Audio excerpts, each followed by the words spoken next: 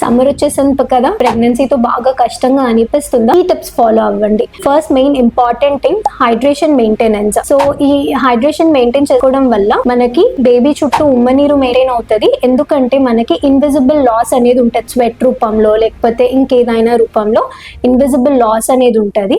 దానివల్ల మనం టైర్డ్ అవ్వడం, మనం డిహైడ్రేట్ అవ్వడం లాంటివి జరుగుతాయి అనమాట. సో అలాంటప్పుడు బేబీ మీద ఎఫెక్ట్ అయ్యే ఛాన్సెస్ ఉంటాయి, ఉమ్మనీరు తగ్గే ఛాన్సెస్ ఉంటాయి, న్యూట్రిషన్ ప్రాబ్లమ్ ఉండే ఛాన్సెస్ ఉంటాయి. సో ఇనఫ్ హైడ్రేషన్ మెయింటైన్ చేసుకోవాలి. కంటిన్యూస్ గా 3 to 4 లీటర్స్ వాటర్ తీసుకోండి.